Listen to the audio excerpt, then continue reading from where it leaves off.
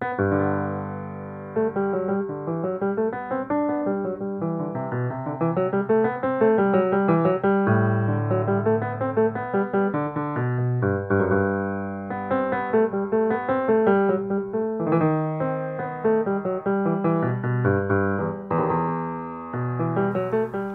dessins en mémoire de mon arrière-arrière-grand-père, Auguste Maillot, mort pour la France, on les a faits en classe.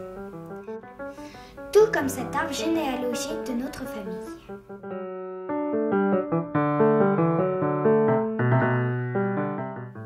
Je m'appelle Marion et je suis fière de participer à ce devoir de mémoire avec mes copains et copines de classe.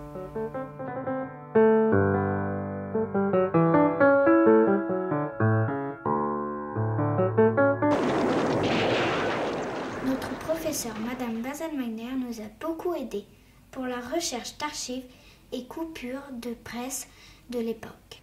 Nous avons peint, dessiné, coupé, collé, sculpté pour illustrer l'histoire de mon arrière-arrière-grand-père. Ses souffrances, imaginez des rencontres avec des artistes poilus qui nous parlent de cette guerre horrible. Si Auguste avait rencontré Xavier Josseau. Il marche dans une brume pourpre, tête baissée, deux par deux. Il arpente la campagne, les chemins abîmés, et peu à peu, la couleur change et devient rouge de sang.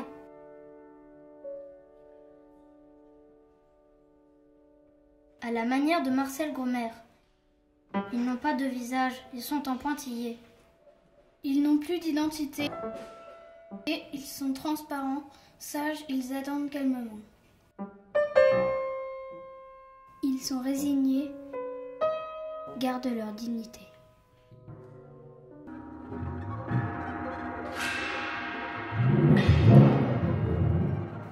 Dans les tranchées, Auguste rencontre Fernand Léger. Compagnon fidèle, ami présent en toutes circonstances, Auguste compte sur lui.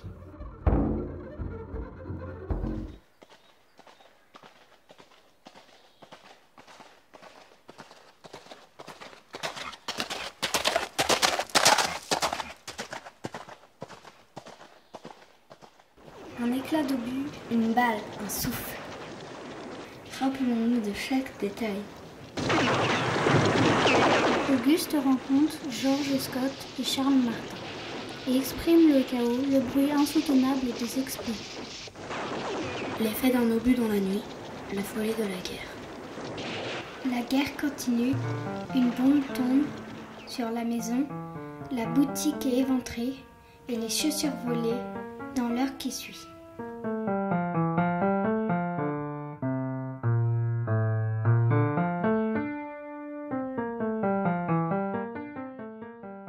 Auguste rencontre Félix Vallotton. Les villes sont détruites.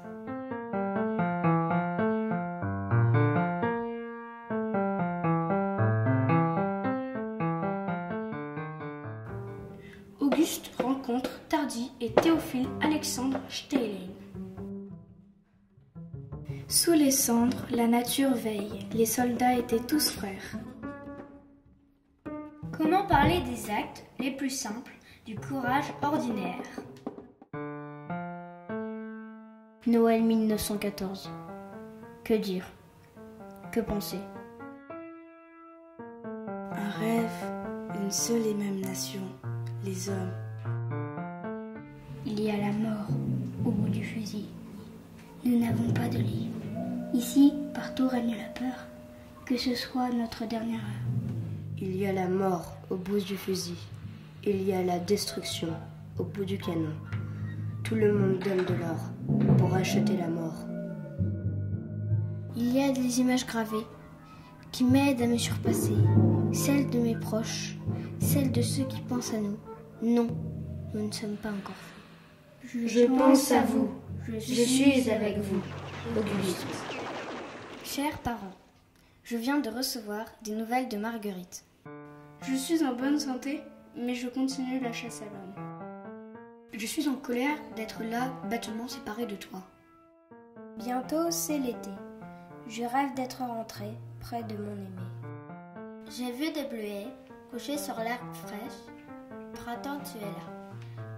Le coquelicot éblouit mes yeux, colore, la nature reste là. Il neige tant, drap blanc, courant la misère. Je ferme les yeux, j'espère. Il pleut des larmes sur nos corps déjà trempés. Il pleut dans nos âmes. Je pense à vous, vous écrire me fait tenir. Je pense à vous et vous imagine déjà mieux.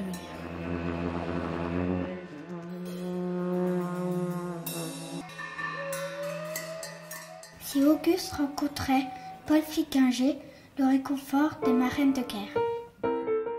Des colombes qui volaient au secours des familles éprouvées. À chaque envol, l'espoir retrouvé.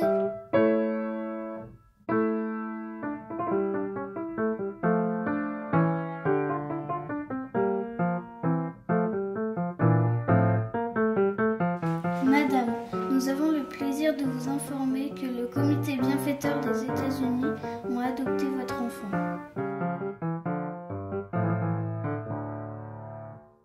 Auguste rencontre Georges Delot et André de Noailles de Segonzac dans la section de camouflage. La section de camouflage a joué avec l'invisibilité. Ceci n'est pas un canon. En février 1915, le corps du camouflage est créé. On compte près de 125 peintres. Tout le monde travaille pour trouver des subterfuges à cette guerre de position mortellement visible. Elles savent apaiser nos souffrances, elles pansent les traumatismes du corps et de l'âme. Que sommes-nous devenus? La guerre nous a volé nos visages, Nos corps. nous passons désormais à côté des miroirs. Ne leur faisons pas subir une autre peur, celle du regard des autres. Les gueules cassées, les regarder comme avant. Ils ont vécu la peur dans les tranchées. Si Auguste rencontrait aujourd'hui Paul Flickinger, Ensemble, ils feraient ce dessin.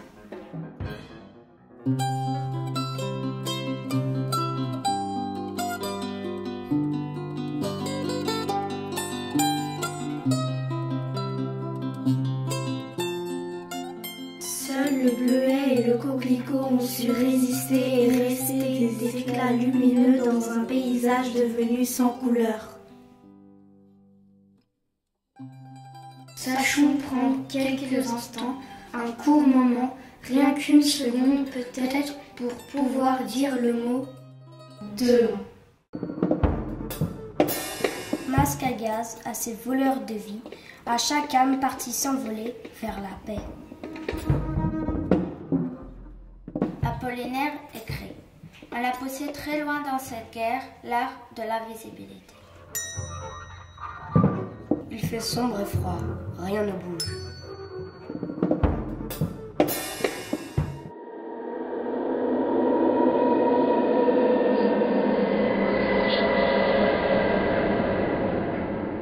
Deux casques, 7 croix, nous rappellent qu'ici, on a perdu la vie.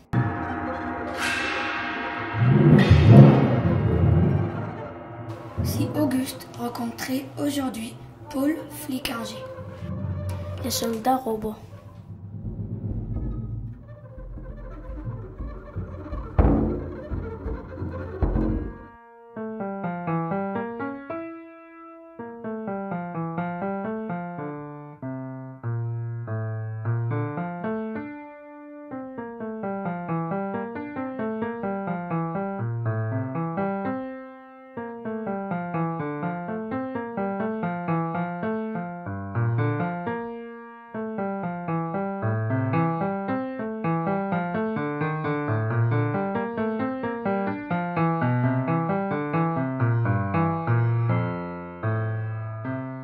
Je suis vraiment très fière de mon arrière-arrière-grand-père et ses médailles qui témoignent son grand courage.